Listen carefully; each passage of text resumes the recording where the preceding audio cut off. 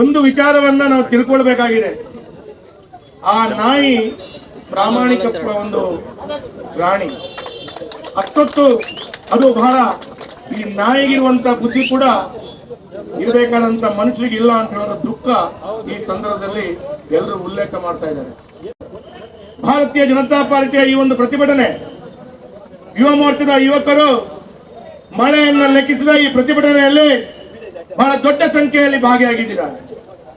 ಹಿಂದೂಗಳನ್ನು ಕರೆದುಕೊಳ್ಳುವವರು ಸದಾ ಹಿಂಸಾಚಾರ ಮತ್ತು ದ್ವೇಷವನ್ನು ಮಾಡ್ತಾರೆ ಅಂತ ಹೇಳಿ ರಾಹುಲ್ ಗಾಂಧಿ ಅವರು ಹೇಳ್ತಾರೆ. ನಾನು ಇವತ್ತು ಒಂದು ಮಾತನ್ನ ರಾಹುಲ್ ಗಾಂಧಿ ಅವರಿಗೆ ಕೇಳ್ತೇನೆ. ಅಂದೊಂದು ದಿವಸ ಇಡೀ ದೇಶದ ಜನರು ನಿಮ್ಮನ್ನ ಪಪ್ಪು ಅಂತ ಹೇಳುವಾಗ ಕಾಂಗ್ರೆಸ್ನವರಿಗೆ ದುಃಖ ಆಗ್ತಿತ್ತು. ಆದ್ರೆ ಇವತ್ತು ಇಡೀ ಪ್ರಪಂಚಕ್ಕೆ ನೀವು ಪಪ್ಪು ಅಂತ ಹೇಳುವಂತದ್ದು ಇವತ್ತು ದಾಖಲೆ ಆಗಿಬಿಟ್ಟಿದೆ ಅಂತ ಹೇಳೋದು ನಾನು ಹೇಳಲಿಕ್ಕೆ ಬಯಸ್ತಾ ಇದ್ದೇನೆ. ಇವತ್ತು ಮಾನ್ಯ ಪ್ರಧಾನಮಂತ್ರಿಗಳು ರಾಹುಲ್ ಗಾಂಧಿ ಅವರನ್ನ ಒಂದು ಬಾಲಕನ ಬುದ್ಧಿ ಅಂತ ಹೇಳುವಂತ ರೀತಿಯಲ್ಲಿ ಮಾತಾಡ್ತಾರೆ. ಇಡೀ ದೇಶದಲ್ಲಿ ಪ್ರತಿ ಒಂದು ವ್ಯಕ್ತಿಗಳು ಇವತ್ತು ರಾಹುಲ್ ಗಾಂಧಿಗಳ ಬಗ್ಗೆ ಚರ್ಚೆಗಳಾಗ್ತಾ ಇದೆ. ಇವತ್ತು ರಾಹುಲ್ ಗಾಂಧಿ ಅಂತ ಹೇಳುವಂತ ಹೆಸರನ್ನ ಹೇಳುವಾಗ ಎಲ್ಲೋ ಒಂದು ಕಡೆ ನಾಚಿಕೆ ಆಗ್ತದೆ. ಇವತ್ತು ನಾನು ಈ ಸಂದರ್ಭದಲ್ಲಿ ರಾಹುಲ್ ಗಾಂಧಿಗೆ ಮತ್ತು ಕಾಂಗ್ರೆಸ್ ಪಕ್ಷದ ನಾಯಕರಿಗೆ ಕೇಳಲಿಕ್ಕೆ ಬಯಸ್ತೇನೆ. ಇವತ್ತು ನೀವು ಹೇಳಿದಂತ ಮಾತು ಹಿಂದೂಗಳ ವಿರುದ್ಧವಾಗಿ ಹೇಳಿದ್ರಿ, ವಿರುದ್ಧವಾಗಿ ಹೇಳಿದ್ರಿ. ಆದ್ರೆ ಹಿಂದೂಗಳು ಈ ಹಿಂಸಾಚಾರವನ್ನು ಮಾಡ್ತೀರಂತ ಹೇಳಿದ್ರೆ ಭಾರತೀಯ ಜನತಾ ಪಾರ್ಟಿ ಇರಬಹುದು, ನಮ್ಮ ಪರಿವಾರದ ಇರಬಹುದು, ಇಡೀ ದೇಶದಲ್ಲಿ ಹಿಂದೂಗಳು ಪ್ರತಿಭಟನೆ ಮಾಡ್ತಾ ಇದ್ರು. ಆದ್ರೆ ಎಲ್ಲ ಒಂದು ಕಡೆ ಒಂದು ಹಿಂಸಾಚಾರ ಆಗಿದೆಯಾ? ಎಲ್ಲ ಒಂದು ಕಡೆ ಎಲ್ಲಾದ್ರೂ ಕತ್ತು ಸೀಳುವಂತ ಕೆಲಸ ಕಾರ್ಯಗಳು ಮಾಡಿದ್ರ? ಎಲ್ಲ ಒಂದು ಕಡೆ ಭಯೋತ್ಪಾದನಾ ಚಟುವಟಿಕೆಯನ್ನು ಮಾಡಿದ್ರ? ಹಿಂದೂಗಳಿಗಿರುವಂತ ತಾಳ್ಮೆ ಬಹಳ ದೊಡ್ಡ ತಾಳ್ಮೆ ಇದೆ. ಈ ತಾಳ್ಮೆಯನ್ನು ಪರೀಕ್ಷೆ ಮಾಡಲಿಕ್ಕೆ ರಾಹುಲ್ ಗಾಂಧಿ ಅವರು ಹೋಗೋದು ಬೇಡ ಅಂತ ಹೇಳುವಂತದ್ದನ್ನು ನಾನು ಇವತ್ತು ಹೇಳಲಿಕ್ಕೆ ಬಯಸ್ತಾ ಇದ್ದೇನೆ. ಆಗ್ತದೆ ಇವತ್ತು ಕಾಂಗ್ರೆಸ್ ಪಾರ್ಟಿಯಲ್ಲಿರುವಂತಹ ಹಿಂದೂಗಳು, ಕಮ್ಯುನಿಸ್ಟ್ ಪಾರ್ಟಿಯಲ್ಲಿರುವಂತಹ ಹಿಂದೂಗಳು, ಸಮಾಜವಾದಿ ಪಾರ್ಟಿಯಲ್ಲಿರುವಂತಹ ಹಿಂದೂಗಳು, ಬೇರೆ ಬೇರೆ ಪಕ್ಷದಲ್ಲಿರುವಂತಹ ಹಿಂದೂಗಳು ಯಾರು ಕೂಡ ಮಾತಾಡ್ತಾ ಇಲ್ಲ. ಯಾಕೆ ಮಾತಾಡ್ತಾ ಇಲ್ಲ ಅಂತ ಹೇಳುವಂತ ಪ್ರಶ್ನೆ ಎಲ್ರಿಗೂ ಬರ್ತಾ ಇದೆ. ಯಾಕೆ ಮಾತಾಡ್ತಾ ಇಲ್ಲ ಅಂತ ಹೇಳಿದ್ರೆ ಎಲ್ಲೋ ಒಂದು ಕಡೆ ಅಲ್ಪಸಂಖ್ಯಾತರ ಮತ ನಮಗೆ ಸಿಗಲ್ವಾ ಅಂತ ಹೇಳುವಂತ ದೃಷ್ಟಿ ಅವರಿಗೆ ಮನಸ್ಸಲ್ಲಿ ಬರ್ತಾ ಇದೆ.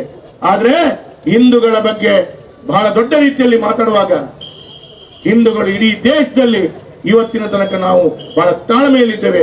ಈ ತಾಳ್ಮೆಯನ್ನ ಪರೀಕ್ಷೆ ಮಾಡಿದ್ರೆ ಮುಂದೊಂದು ದಿನ ರಾಹುಲ್ ಗಾಂಧಿಯ ಗತಿ ಏನಾಗಬಹುದು ಅಂತ ಹೇಳುವಂಥದ್ದನ್ನ ನಾವೆಲ್ಲರೂ ಅರ್ಥೈಸ್ಕೊಳ್ಬೇಕು.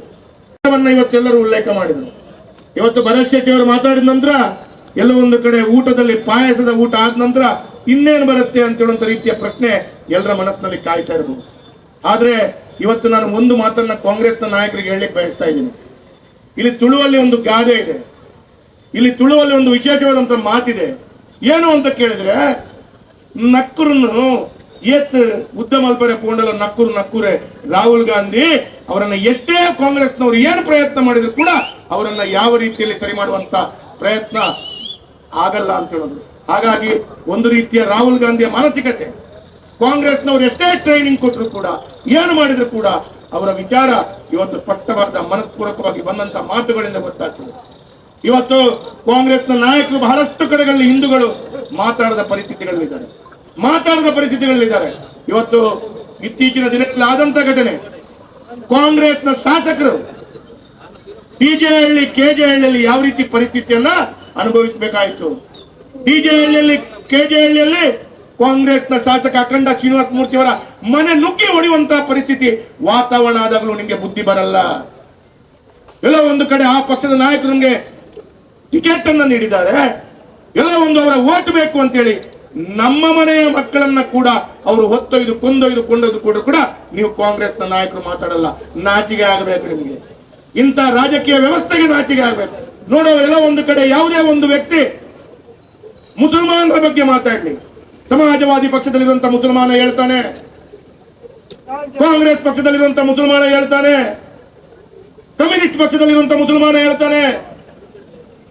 ಮುಸಲ್ಮಾನ ಅಂತ ಹೇಳುವಾಗ ಎಲ್ಲ ಪಕ್ಷದವರು ಎದ್ದು ಎಳೆದು ಹೋರಾಟವನ್ನ ಮಾಡ್ತಾರೆ. ಆದ್ರೆ ಇಲ್ಲಿ ಹಿಂದೂ ಅಂತ ಹೇಳುವಾಗ ನಾವು ಭಾರತೀಯ ಜನತಾ ಪಾರ್ಟಿಯವರು, ನಮ್ಮ ಪರಿವಾರದವರು ಮಾತ್ರ ಹೋರಾಟ ಮಾಡುವಂತಹ ಪರಿಸ್ಥಿತಿ ಇವತ್ತು ನಾವು ಕಾಣ್ತಾ ಇದ್ದೇವೆ. ಹುಬ್ಳಿಯಲ್ಲಿ ಆದಂತಹ ಘಟನೆಯನ್ನು ನೋಡಿದ್ದೇವೆ ನಾವು.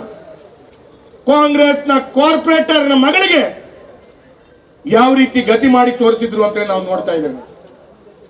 ಆ ಕಾಂಗ್ರೆಸ್ನ ಕಾರ್ಪೊರೇಟರ್ ಮಗಳ ಗತಿ ಅಟ್ಟಾಗ ಅವರ ಕಾಂಗ್ರೆಸ್ನ ಕಾರ್ಪೊರೇಟರ್ ಕಣ್ಣೀರ್ ಪರಿಸಿದಂತ ಪಾರ್ಟಿ ಯಾವುದು ಅಂತ ಕೇಳಿದ್ರೆ ಭಾರತೀಯ ಜನತಾ ಪಾರ್ಟಿ.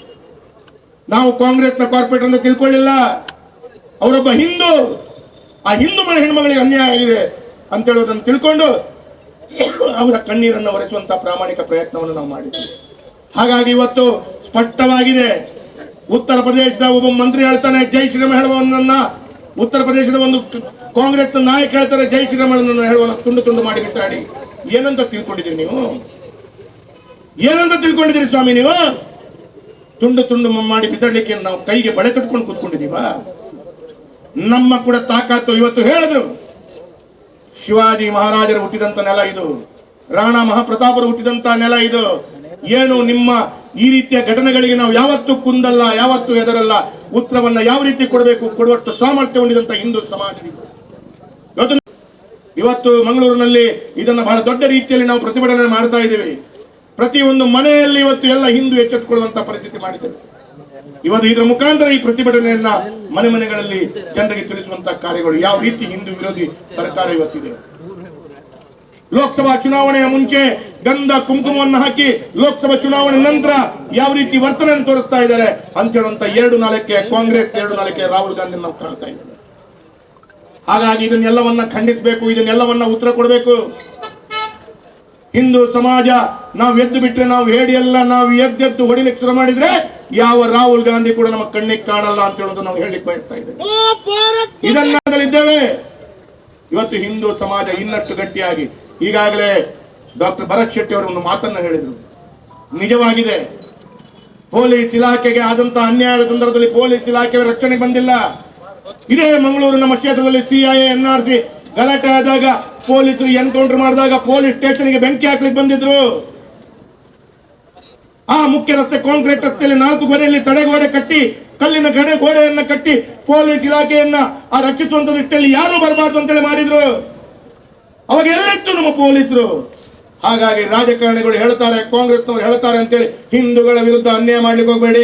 ನಾಳೆ ಪೊಲೀಸರಿಗೆ ಕೂಡ ರಕ್ಷಣೆ ಕೊಡಬೇಕಾದಂತ ಜವಾಬ್ದಾರಿ ಹಿಂದೂ ಸಮಾಜದ ಮೇಲೆ ಬರ್ತದೆ. ಅದು ನಮ್ಮ ತಾಕತ್ತನ್ನು ತೋರಿಸ್ತದೆ.